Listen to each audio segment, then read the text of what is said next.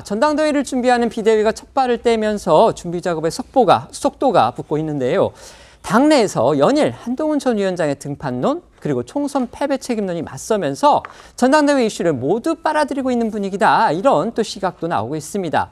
이런 상황에서 여당 내 3040 소장파이자 또 낙선자 모임이죠. 천목회가 밤샘 토론 끝에 정부와 당을 향해서 아주 거침없이 쓴소리를 쏟아낸 반면에 한 전 위원장의 등판론에 대해서는 또 긍정적인 입장을 내놔서 눈길을 끌었습니다. 네, 천목회는 보수 재건과 당 혁신을 주제로 해서 그제 저녁부터 어제 아침까지 장장 14시간에 걸쳐 밤새 토론을 했습니다. 회의가 끝난 후에 바로 브리핑을 통해서 입장을 발표하기도 했는데요.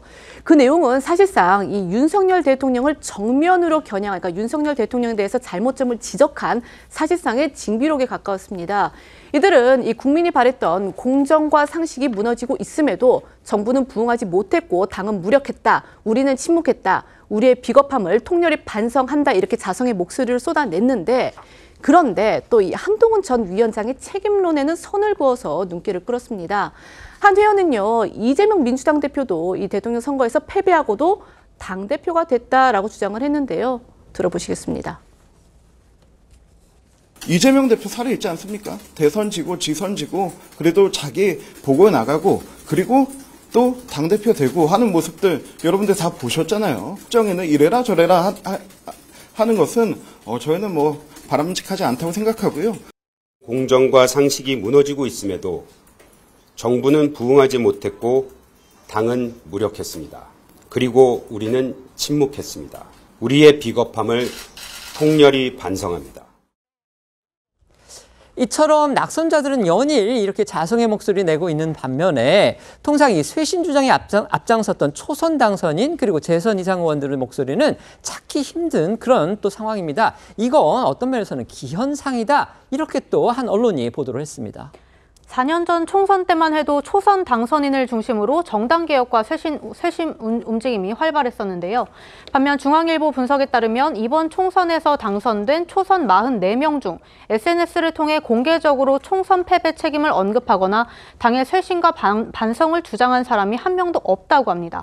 이처럼 여당 초선들이 단체로 침묵하는 이유에 대해 당내 일각에선 낙선자는 남탓만 하고 당선자는 주류 눈치만 보는 게 지금 상황이라는 진단이 나온 것으로 전해집니다.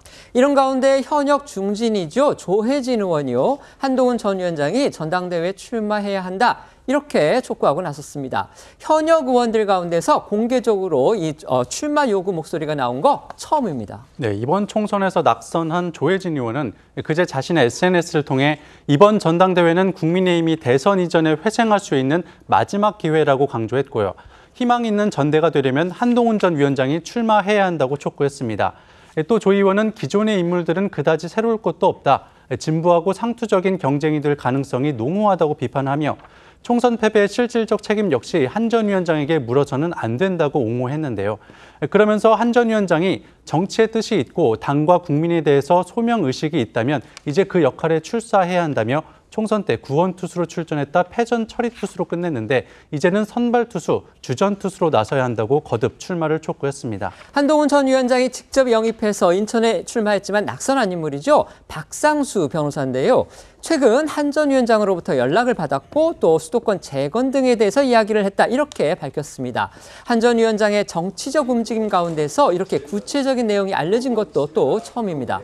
이 역시 한 전 위원장이 정치 복귀에 사실상 시동을 걸었다. 이런 해석이 가능한 대목입니다. 네, 이 박상수 변호사는 지난 총선에서 한 전 위원장의 인재 영입 1호였죠.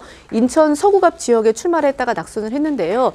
이 박 변호사가 오늘 한 라디오 인터뷰에서 한 전 위원장이 자신을 포함해서 이 영입 인재들에게 연락을 했다면서 당 상황이나 정부 그리고 보수가 재집권에 나갈 방향, 특히 이 수도권 재건 측면에서 이야기를 나눴다고 합니다. 다만 박 변호사는 이 한 전 위원장과 전당대회 이야기를 하진 않았다라고 선을 그었는데요. 그러면서도 그는 이 친윤계가 한 전 위원장의 당대표 출마를 원하지 않았다면 공격하지 말았어야 했는데 한동훈 원톱 이 책임론을 강조를 하면서 오히려 한 전 위원장 등판론을 키웠다라고 분석하기도 했습니다. 들어보시겠습니다.